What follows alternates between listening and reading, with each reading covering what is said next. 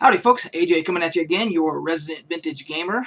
And for those of you that have been following my last few days of vacation videos that I've been putting up, you can see that my office has been put back together. It was completely in disarray and everything, but as you can also see, I've got everything organized now. Where I had stuff over here before, in boxes and everything else, gaming materials and stuff like that from my collection, all stored there. Now I've got them neatly put away where they're all organized where I can get to them easily if I want to do a video about a particular topic or whatever. So that was something that I was glad to get accomplished. But the main reason I'm doing this quick video today is that the elephant in the room is BlizzCon that is going on right now. And the big announcement, of course, about the next WoW expansion, Warlords of Draenor. And one of the big announcements about the expansion is the addition of their version, of Blizzard's version of player housing for World of Warcraft. And I have to take a little bit of credit here in saying that I called that. On multiple forums, people were asking, what are your expectations? What do you think is going to be announced at BlizzCon, and so forth and so on. And I was one of the few that was saying, there was other ones, but I was one of the few that were saying that I was convinced that player housing was going to be, some version of player housing was going to be announced for World of Warcraft. And the reason that I say that is that you have recently, well, it started with EverQuest 2. EverQuest 2 now has what they call prestige housing, and I've done videos about it. I've got an actual guide to the EverQuest 2 housing system. It's probably the most advanced and intricate and the most open to creativity that there is. You can do just about anything. They've got blank canvas, what they call blank canvas housing instances, where you can basically build anything you want. You can actually make all the parts, all the building blocks, and the stairs, and the walls, and all, and then you can build whatever you want, any way you want to. So, but anyway, so it started with that, with them adding the prestige housing and having that whole ability, and then other games like Rift with their dimension system also opened up people that wanted to do things with player housing and so forth. And then the big one was, of course, EverQuest Next. That they announced that there's going to be EverQuest Next Landmark, which is going to be all about building your own housing area and basically your own fortress type of a thing from the ground up, and that some of that may be imported into EverQuest Next itself. And so with all this going on, I knew that World of Warcraft, I kind of know how Blizzard thinks. They kind of want to be, they don't want to be, left in the dust on a particular topic.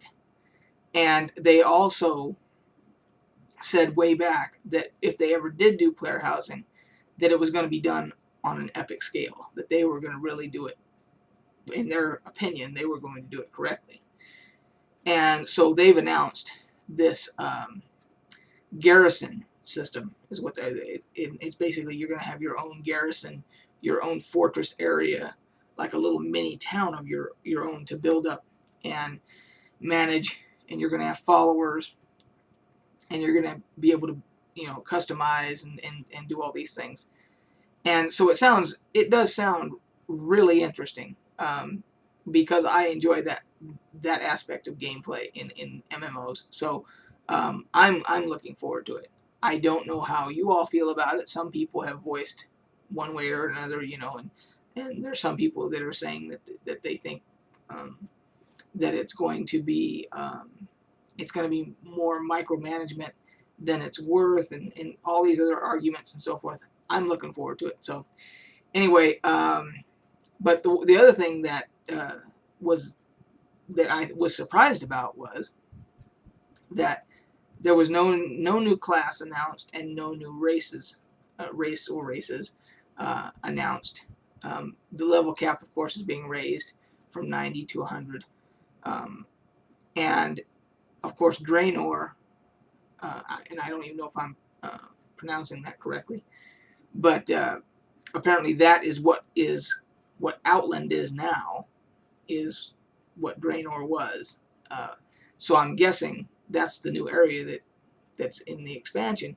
So there's got to be some time travel involved, obviously. So I don't know if it's going to be another Keepers of Time type of an situation where you go to the Keepers of Time and then you enter the zone that way. Don't know yet. So it sounds interesting. I was surprised about the fact that there was no new class and no new race announced. I was surprised about that. But I was not surprised about the player housing announcement. I fully expected that.